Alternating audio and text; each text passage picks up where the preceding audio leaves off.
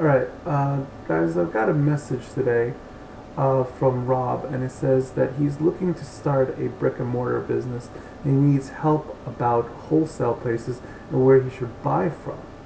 He already has a store and an e-juice supplier, and he just needs some info on batteries, this and that, but that's all he knows. And I need this to support my family because I am laid off and taking out the little pension money that I have. This, mm, pretty tough, pretty tough. Um, I take this very personally because I'm all about family and supporting them. Luckily for you, I am also a business owner myself. No, I am. I do. I'm not in the vaping business. I do something completely different. But like all businesses, my advice to anyone who wants to start uh, is that there are a lot of rules to business because businesses, although it's a risk, it is always a calculated risk. Okay, so a couple of things that we should go over first, right, is market research, right? Anything that you want to get into, you got to do your market research first, man. Do not walk into stuff blindly because you will be shot. Okay, in your market research, you need to know your competitors. You need to know the products, right? You gotta get the vendor sources, and then you need your sales channels. That's basically what makes stuff work. Uh, Regarding like business and funding and location and whatever, those are other fundamentals that you should already have down. And if you don't have the funds to start, of course, you can't play the game because as we sit down in the casino, you got to have a starting stack, right? Or you know, you're not going to win anything if you don't risk anything. So the one common problem, right, brick and mortar stores or any kind of retail is that people are always asking you for shit that you don't have. They're just always doing that. Okay, so what makes different businesses more successful than others? Well, there's a couple of traditional methods, right? One is I have what no one else has. The other one would be, well, others have it, but I have it for cheaper. I'm that cheap guy. And then there's the other kind, which is others have it for cheaper, but I got something better than that in stock. All right. So I thought about if I were to start a brick and mortar. Okay, I've started many businesses in my life, and I've been successful through most part. So let's talk about some stuff. Okay, let's do the market research of, let's say we want to open a brick and mortar store. Okay, first of all, where is vaping the biggest in the world? Okay, I would have to say definitely United States. We're in the United States, mostly West Coast. Okay, things are just very congested here. You could tell. You could tell with like all the issues and stuff like that. Sure, there's stuff going on in Florida and New York and other major cities like that, but most of the shit is going on in California. Okay, the number one brick and mortar, in my opinion, okay, it's got to be Vape Revolution. Okay, if you've ever been to Vape Revolution, it is sick. It is absolutely like, if you were like, I would feel bad for you if you opened next door to them because you would have a heart attack. Okay, their stores is like you walk in and a lady says, "What's your name and what are you doing here?" Like you walk into a doctor's office or something like that, and then you would just go have a seat in the lounge area until a salesman approaches you and says, "Come on, let's go. What do you want to do?"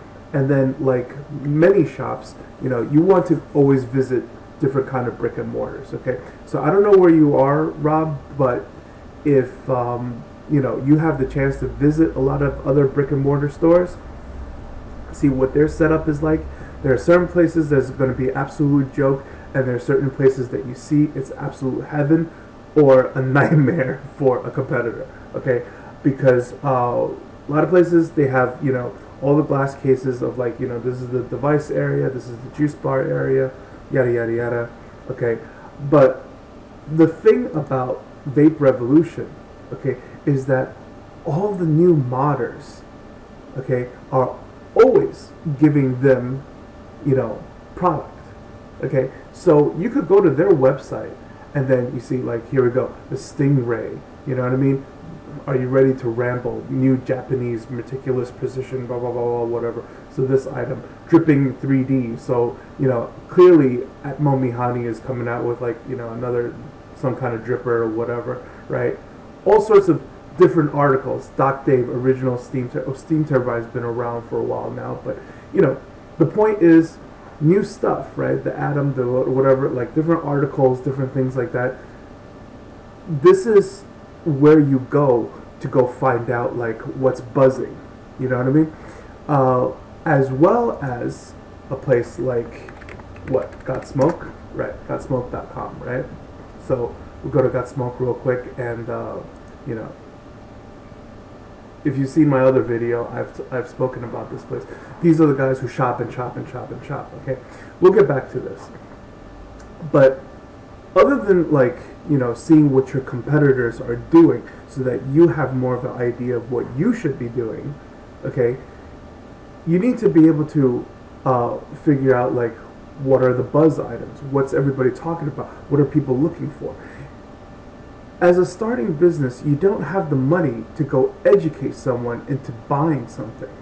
It would be better if you just knew what everybody was looking for and just give the people what they want. You know what I mean? If you lived in a small town and there's just burger shops and hot dogs, like, everywhere, you should open up a pizza parlor, because there's nobody else doing pizza. Just give the people what they wanted. You'll be okay. So, how do we find out what is a buzz item? Well, one thing that we could do is that we could go to one of the most popular forums that we have online, ECF, right? So at the e-cigarette forums, if you go to, like, the new members forums, right, you're always going to get somebody in here talking about, like, I have my eye on this item, I have my eye on that item. You see what I'm saying? Like, okay, Pro Tank 2 help, because they own this, they own that. And then a lot of times you're going to see people ask questions like, I'm thinking about buying a Nemesis, right? Which one should I get, or what should I look for? Or I'm looking for the Nemesis combo, things like that. Okay, the difficult part about figuring out what items that you should buy regarding the higher end things, okay, is that stuff is just sold out. It's sold out everywhere. I challenge you to go ahead and go find, a Grand Vapor item. Go find a Nemesis. Go find they're sold out everywhere. Go find a Chi-Yu. Okay? Out of, like, 6 or 7 tries, you'll finally find one website that, they actually have it in stock. Yeah, okay? And when they do have it in stock, it's not a happy price. Okay? So what happens now? Everybody has no choice but to buy clones. There's so much talk about, like, support your modder, don't buy clones. Man, the modder's not even supporting the demand of the community. There's so much, either, like, it's really overpriced, admit it, or everybody's buying it and buying them up, and there's just not enough to go around. So people are buying clones, right? Okay, so what do you have to do as far as getting clones? Well, things like H Cigar Company is one of the more popular ones, but H Cigar also knows that they are currently the best. So I'm sure stuff is going to be a little more expensive from them. You could also look up, what is it, like Tobacco, like last time, right? Like Together Best Corporation, and they make a bunch of knockoffs too, okay? Because you got to get your vendor sourcing down, okay? Regarding things like, the higher end, the real stuff, like what? Atmo Mihani, Style of Mojo, Kato, things like that. I don't know exactly what those vendor sources would be in order to contact them, but definitely things like, H Cigar and Tobacco, you could talk to them, contact them. This one's really funny with this photo right here of the Nemesis with a a K fun on it because this is exactly what I'm currently using. I have a real one, but whatever. These would be companies that like you want to go talk to and then ask them, you know, about like their minimum orders and things like that. What you have to do to get in as a wholesaler, and you know, possibly, you know, they'll discuss with you different levels of discounts depending on, like, you know, whatever quantity that you're going to buy. Now, another way to find out what is buzzing is clearly to go to Fast Tech, right? Why I say Fast Tech, it's just a place that I shop every now and then. But what you could do is that you could just look up different kind of mechanical mods, tanks, and things like that, and wherever there's a lot of reviews on it, clearly people have bought a lot of it, right? So you know that, wow, this thing moves, and maybe I should have some of this in stock. There you go. You know what I mean? You can't go wrong there because people are always looking for this stuff. They can't, a lot of times people buy the clone because they can't buy the real one, not because they can't afford it, but because they can't find it. It's just not available to people, and that's basically the best part, you know, pro and con of vaping right now, in my opinion. Okay, let's see, what else can we talk about? As far as these things are concerned, what I said earlier, I have what no one else has, or other people have it but I have it cheaper, or other people have it cheaper but I have something better in stock, right? I want you to check out these people at Vape Royalty. Vape Royalty is pretty new in my opinion, but look at the silly bling bling stuff that they have. I don't know how well it sells, but the point is that, like, apart from what everybody else is carrying, they're carrying something that nobody else has. You know, not too many people are doing the bling stuff, right? So, other than like that silliness or whatever, but when you go to mechanical mods and then tanks and rebuildables and stuff like that, these guys are no joke. These guys really know what they're doing. These are all the popular stuff: Patriot, Omega, W4, right? Prometheus, Kraken, K-Fun, Aqua. These are all, this is exactly what people are looking for at the moment. Mechanical bonds over here, right? Regardless from, like, you know, the Bagua, the Chiyu, Caravella, things like that, right? Everything else is they've done their homework, and they're carrying what is popular at the moment, and that's how you should be shopping your competitors so that you know what to buy, okay? Now, as far as the newbie stuff, it's all about the Kanger. Kanger all the way. What else can you say, right? There's one thing here and another thing over here that, this is very questionable, okay? Alright. Two things. Let me look this up for you real quick. Okay, it's here and it is here. Okay, so first things first, Kanger Tech, right? Wholesale online vendor. This is exactly what you're looking for. Okay, the new item that they have right now, okay, is called the Aero Tank. You saw my video about, you know, a tank with an airflow controller on top of an adjustable device, right? A variable device. The new Kanger Aero Tank is basically the Pro Tank 3, except it comes with the airflow adjustment at the bottom. I think that's pretty kick-ass. The price of this thing is fluxing every day. I swear to you, the first day this thing came out, it was like $11 something, and then it was $26, and now it says $29.75. You go to other websites, popular ones like 101 Vape and things like that, they'll have it for like $26 and whatnot. But I promise you, if you contact them directly and you talk about, like, you know, give me 50 tanks or something like that, they're gonna sell it to you for around like $11, 10 or $11, something like that. Okay. The other one over here that I don't recommend to people, but I will recommend to a brick and mortar store to sell stuff is this Evod Kit. Okay, not crazy about egos and twists and things like that, but the thing is that like you gotta remember what it was like when we were smokers. There's a very big difference between I consider myself definitely a vapor now, but not because I use a vaporizer and therefore I'm a vapor.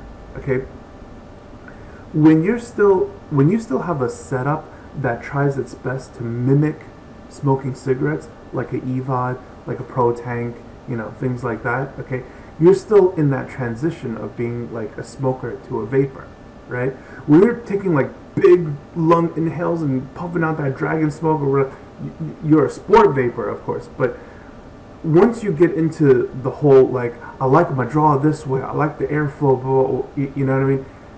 It's so far from like a cigarette, like you've forgotten what it's like to smoke regular cigarettes, out of